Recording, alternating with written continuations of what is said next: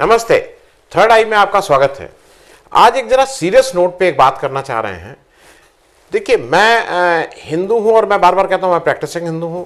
मैं घर में शादी ब्याह विवाह मुंडन ये जितने कर्म हैं वो सारे कर्म घर में होते हैं। अगर घर में किसी की मृत्यु हुई है, मेरे पिता या माँ या बड़े भाई किसी की, तो सारे काम होते हैं, तिरही होती है, बरसी होती है, जो जो काम होते हैं वो सब कराए जाते हैं। और ऐसे में मुझे ये लगता है, और ये मुझे अच्छा लगता है कि अगर कोई भी अपने धर्म को मानता हो, चाहे वो हिंदू हो, मुसलमान हो, चाहे क्रिश्चियन हो, जो भी हो, अपने धर्म को मानना मुझे लगता है कि अच्छी बात है। क्योंकि मैं ये भी मानता हूं कि जो धार्मिक व्यक्ति है वो कभी फेनेटिक नहीं हो सकता है, वो धर्मांध नहीं हो सकता है, क्योंकि उसको धर्म का ज्ञान है।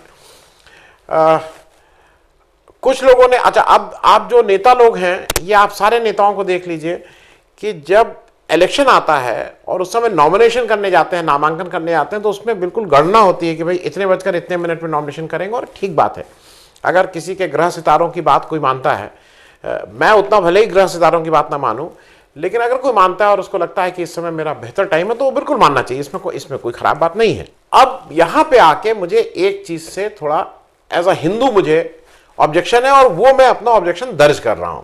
मैं जानता हूं मेरी कोई औकात नहीं है, कोई इस पे सुनेगा नहीं, लेकिन फिर भी मैं अपनी बात अगर नहीं कहूंगा तो मुझे एज अ हिंदू हरदम ये लगेगा कि मैंने अपनी बात दर्ज नहीं की थी।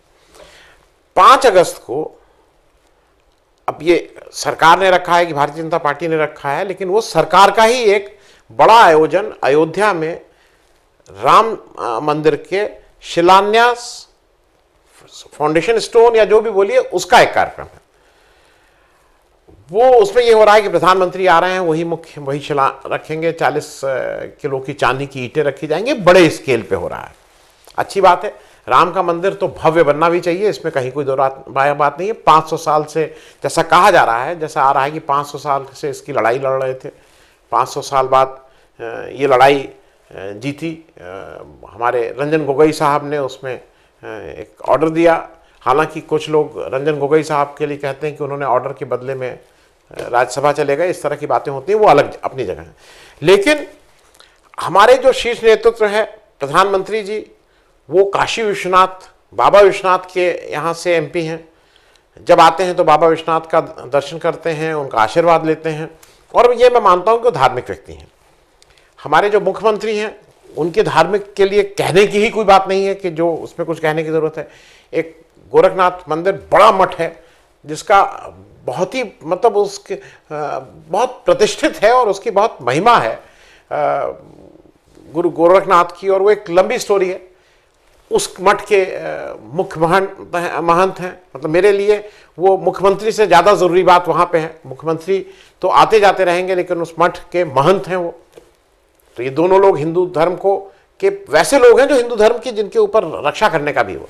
और तीसरा नाम मैं एक और ले रहा हूँ, राजनाथ सिंह जी का। राजनाथ सिंह जी का मैं इसलिए नाम ले रहा हूँ कि प्रधानमंत्री के बाद उनको ताकत में माने जाए चाहे ना माने जाए, टेक्निकली वो नंबर 2 हैं कैबिनेट में, इस देश के रक्षा मंत्री हैं। और कुछ लोगों ने, जब वो गए थे राफेल की डिलीवरी लेने, तो उन्होंने समय देख के और ये देख के उसमें एक नींबू और मिर्चा इर्चा बांध के कुछ पूजा वूजा की थी। तो यहाँ बड़ा हंसी उड़ाई गई थी उसकी कि देखो देखो वो ये क्या कर रहे हैं।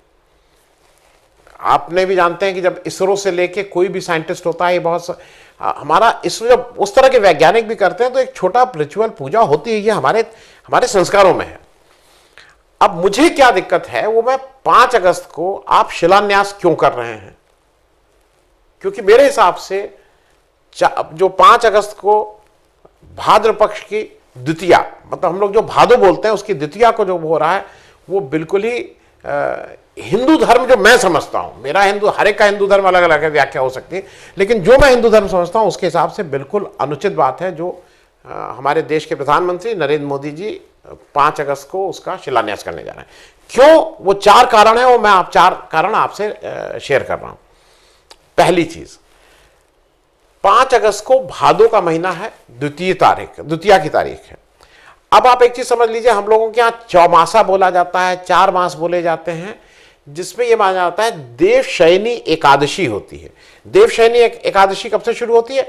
आषाढ़ माह के शुक्ल पक्ष की एकादशी से। खत्म कब होती है? कार्तिक माह के शुक्ल पक्ष की एकादशी को। ये 4 महीने ऐसा कहा जाता है कि देवता लोग शयन कर रहे होते हैं और इस समय हम लोगों के यहां भी कोई भी शुभ काम नहीं होता है, कोई शादी नहीं होती है इस दौरान। कोई वैसी बात पड़ गई तो अलग बात है, लेकिन कोई ऐसी चीज जिसकी इमरजेंसी ना हो वो कोई शुभ काम नहीं होता। शादी तो होती ही नहीं है, लेकिन जो जनरली कोई भी उत्साह या उत्सव के कार्यक्रम है वो नहीं होते हैं हिंदुओं में। 5 अगस्त को आप जो, और भादो महीने में आप किसी भी पंडित जी से पूछ लीजिएगा, आप सब लोग के घर में कोई ना कोई कथा बांचने वो करने आता होगा, पंडित जी से पूछ लीजिएगा भादो में कुछ शुभ होना चाहिए कि नहीं होना चाहिए। आप छोटी मोटी पूजा भी पंडित जी कहते हैं नहीं इस समय भी थोड़ा रुक जाइए, इसको चौमासे के बाद करेंगे। तो आपका इस बार का जो देव शयनी एकादशी थी वो 1 जुलाई से शुरू हुई है। 25 नवंबर को देवष्ठानी बोलते हैं, कोई देवठानी, मतलब जिस दिन देवष्ठनी या मतलब जिस दिन देवता लोग जगते हैं वो 25 नवंबर को है। इन 4-4.5 महीने के बीच में कायदे से कोई शुभ काम नहीं होने चाहिए। क्यों कर रहे हैं, कौन सी इमरजेंसी है? और मेरे हिसाब से तो अगर आप उस समय करेंगे तो बिल्कुल वो टच करेगा बिहार इलेक्शन के साथ, तो पॉलिटिकली भी फायदा ज्यादा उस समय होगा, ज्यादा भव्य होगा, लेकिन अभी आप करना चाह रहे हैं। दूसरा एक जो कारण है जिसके हिसाब से मतलब अगर मोदी जी कर रहे हैं तो उनको ये चीज जरूर करनी चाहिए। हम लोग हिंदू धर्म में अगर कोई विवाहित व्यक्ति है और अब वो अपने मतलब अब जो उन्होंने पहले उन्होंने जो अपने वो दिए थे एफिडेविट्स दिए थे उसमें कहते थे नहीं विवाहित है, अब उन्होंने कह दिया कि वो विवाहित हैं, पूरा देश जानता है कि वो विवाहित हैं। तो विवाहित व्यक्ति को अपनी पत्नी के साथ जब आएंगे तभी वो किसी रिलीजियस काम को करते हैं। मैं 2 उदाहरण आपको दूंगा, आपको स्टोरी बहुत जगह मिल जाएगी, मतलब आप गूगल कर लेंगे।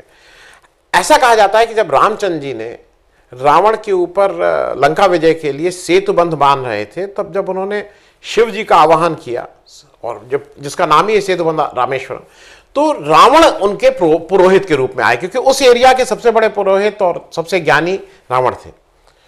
और जब रावण ने कहा भाई पत्नी को बुलाइए, तो उन्होंने कहा मेरी पत्नी तो आपके पास है।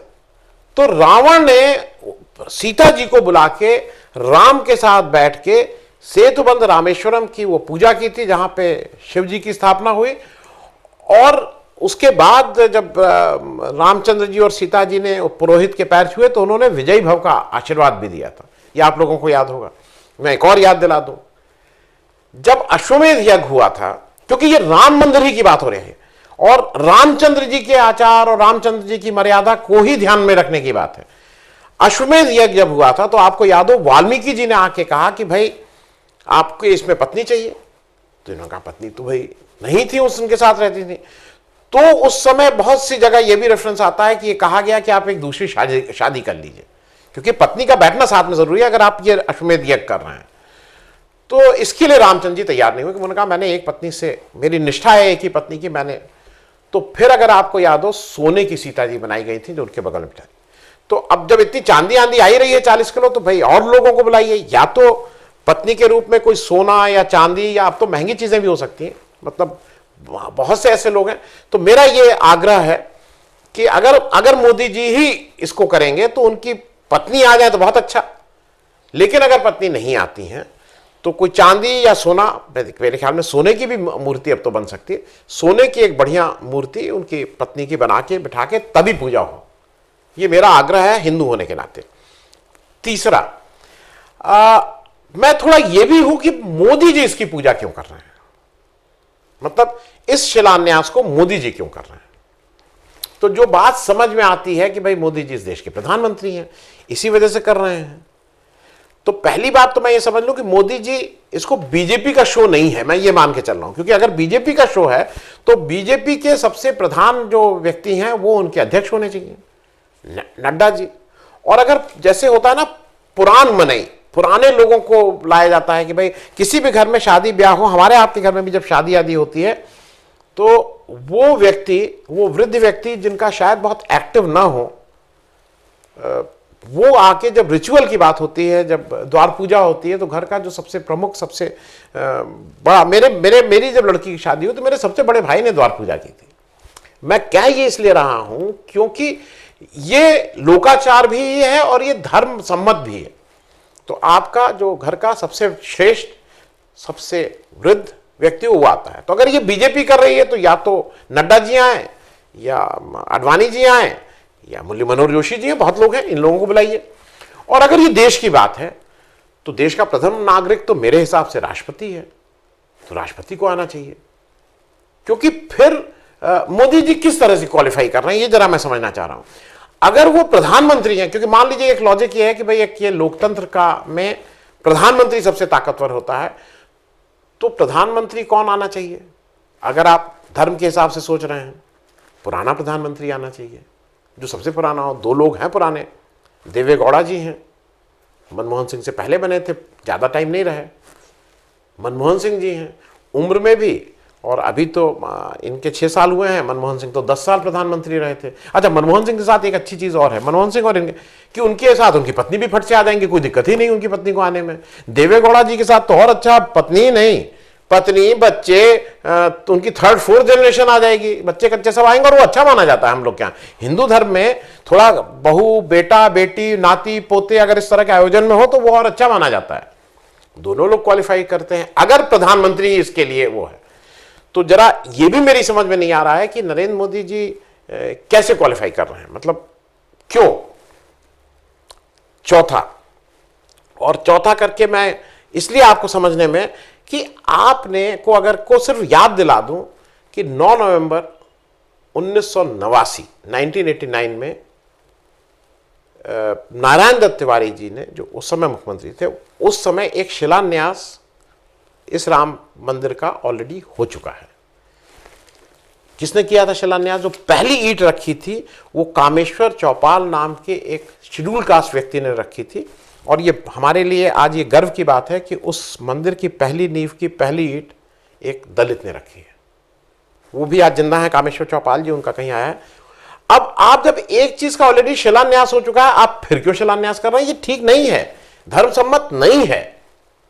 तो मेरा सिर्फ आग्रह, ये सारे लोग जो इसको किन्हीं भी कारणों से करना चाह रहे हैं, इसको धर्म से मत जोड़िए, इसको पूजा मत करें। आपको अच्छा लग रहा है तो आइए, वहां होली मनाई जाए, दिवाली मनाई जाए, पटाखे उड़ाए जाएं, रंग खेला जाए, आप ये सब करिए। लेकिन आप कृपया करके हाथ जोड़ के निवेदन है कि हिंदू धर्म के हिसाब से कम ऐसा काम मत कर दीजिए कि जो मंदिर की, जो हमारी आस्था की बात है, उसमें इस तरह की बातें हों।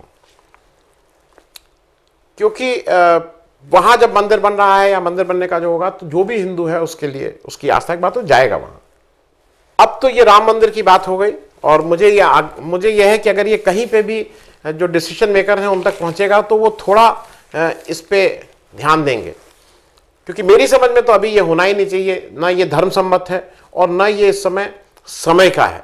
आज एक बड़ी समस्या से हम कोरोना से जूझ रहे हैं, उस समय इस तरह का आयोजन का क्या औचित्य है वो ठीक है। कोरोना की बात कर लें, दुनिया में 1,56,00,000 लोग अब तक संक्रमित हो चुके हैं। कल 2,76,000 लोग दुनिया में एक दिन में संक्रमित हुए। कल की जो डेथ थी, एक दिन की दुनिया की डेथ 6,309, कुल 6,36,000 लोग अब तक की मृत्यु हो चुकी है। हिंदुस्तान में बहुत रफ्तार से अब ये फैल रहा है। 12,90,284 जो इन्फेक्शन कल हुआ वो 48,446, करीब 50,000 एक दिन में हम लोग कर रहे हैं। जो कल डेथ थी 755, और जो एक्टिव केसेस इस समय हिंदुस्तान में हैं वो 4,41,889। मतलब अब ये हिंदुस्तान में बहुत सीरियस प्रोपोजिशन ले लिया है। हम लोग की तैयारी कितनी पूरी है, ये 2 चीज़ें सिर्फ आपको बता के इसको ख़त्म करूँगा। लखनऊ से एक पेपर निकलता है, दैनिक जागरण, मतलब चूंकि सरकार की सारी बातें ठीक से छापता है, मैं ये मानता हूँ कि जो इसमें न्यूज़ निकल रही है वो सरकार के हिसाब से ठोक बजा के है, उसमें कहीं कोई गलती की गुंजाइश नहीं है। मैं इसके हवाले से आपको बता रहा हूँ, एक अंकित 26 वर्षीय व्यक्ति को 3 दिन से बुखार आ रहा होता है, कोरोना पॉजिटिव का टेस्ट होता है और वो पॉजिटिव आ जाते हैं। बुधवार की शाम को उनकी रिपोर्ट आती है 5 बजे कि पॉजिटिव है। ये सब हर शहर में ये सेंट्रली कंट्रोल हो रहा है, मॉनिटर हो रहा है। वो कंट्रोल रूम में बताते हैं, एक एम्बुलेंस आती है, डॉक्टर आते हैं और उनको कहा जाता है कि आप इसको लेके कुर्सी रोड एक यहाँ पे है, शहर के एक सीतापुर रोड की तरफ, कि वहाँ जाइए, वहाँ के मेडिकल कॉलेज में आपका एडमिशन हो जाएगा। ये वहाँ पहुँचते हैं, वहाँ कहते हैं यहाँ जगह नहीं है। फिर उनको कहा जाता है, फिर कंट्रोल रूम में वो वापस बात होती है एम्बुलेंस की, कंट्रोल रूम वाले फिर कहते हैं कि अब आप चले जाइए दुबग्गा चौक की तरफ, मतलब हरदोई रोड की तरफ। ये फिर वहां पहुंचते हैं, वो फिर मना हो जाता है। फिर ये कंट्रोल रूम करते हैं, अब इनसे कहा जाता है कि आप कानपुर रोड पे स्थित एक, और ये सब प्राइवेट मेडिकल कॉलेज के ले जाने की बात है, अब वहां चले जाइए। ये वहां पहुंचते हैं, इनको एडमिट कर लिया जाता है, लेकिन इनकी तबीयत बिगड़ने लगती है, तो इनसे कहा जाता है कि इनको तुरंत ट्रांसफर किया जाए मेडिकल कॉलेज। ये मेडिकल कॉलेज आते हैं, अंकित 26 वर्षीय हैं, मतलब गुरुवार को, नेक्स्ट डे थर्सडे को दिन में 3 बजे इनकी मृत्यु हो जाती है।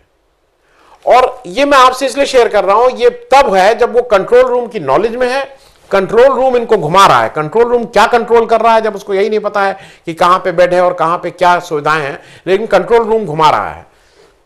मतलब 12-15 घंटे एक एक मरीज एम्बुलेंस में पड़ा हुआ है, और ये कंट्रोल रूम की। आप जब बात कर रहे हैं, आज की तारीख में रोज आ रहा है कि रोज पेपर में निकल रहा है कि इसको वो क्या कर दिया जाएगा, इसकी जवाबदेही होगी। तो अंकित की अगर मृत्यु हुई है तो क्या किसी की जवाबदेही होगी? कोई मंत्री इसकी जवाबदेही लेगा? कोई सेक्रेटरी साहब, कोई आईएएस अधिकारी इसकी जवाबदेही लेंगे कि ये क्यों हुआ? दूसरी खबर भी इसके साथ में खत्म करूंगा। एक छोटा सा वीडियो है लखनऊ मेडिकल कॉलेज के, वही केजीएमयू के, एक में उस डॉक्टर राणा ने उसमें अपना नाम, चूंकि खुद ही उन्होंने कहा है, आप भी सुन लेंगे उनका नाम। जरा हालत देख लीजिए कि वो जो मतलब कोरोना के उसके जांच के लिए या पेशेंट्स की वहां पे क्या हालत है, कितने लोग, कौन सी सोशल डिस्टेंसिंग अस्पताल के अंदर हो रही है, और किस तरह से वो डॉक्टर अपने सीनियर्स को फोन करके कह रहा है कि कुछ इसमें करिए। Ma'am, this is the amount of rush that we are getting at room number 5, OPD ground floor. Looking at the amount of patient here, it is a complete threat to all the doctors and staffs of the hospital, including the patients. So that is why I'm forwarding this video to you, ma'am. This is Dr. Rana Singh here. Thank you, ma'am. This is the entire amount of people standing right in front of room number OPD 5, more than 100 in numbers. Please take an immediate action as soon as possible. Thank you. कुल मिला के स्थिति यह है कि कहे कोई कुछ भी, 3-3, 2-2 लॉकडाउन के बाद भी ग्राउंड पे शायद चीज़ें नहीं है कंट्रोल में। और सबसे मुश्किल बात इस सरकार की यह है कि ये सरकार कभी मानती ही नहीं है कि चीज़ें वो हैं। वो ये कहती है कि अगर आपने कहा तो मैं आपको जेल में कैसे डाल दूंगा, मैं आपको यहाँ कैसे कर दूंगा, आपको राष्ट्रद्रोह घोषित कर दूंगा। लेकिन फिर इस आग्रह के साथ कि भाई आप सब लोग जो डिसीजन मेकर हैं, 5 अगस्त को इनऑस्पिशियस डे के दिन कम से कम राम मंदिर को तो बख्श दीजिए, उसके साथ ऐसा मत खिलवाड़ करिए। उस हम सब लोगों की आस्था की बात है। आज कोई कुछ कह नहीं पा रहा है आपसे, लेकिन उसका एक अच्छे दिन, अच्छे समय में जो भी आप करना चाहिए करिए। अभी आप गाना बजाना, इवेंट मैनेजमेंट जो भी करना चाहिए वो कर लीजिए, लेकिन कम से कम जो शास्त्र सम्मत बातें हैं वो मत करिए। धन्यवाद।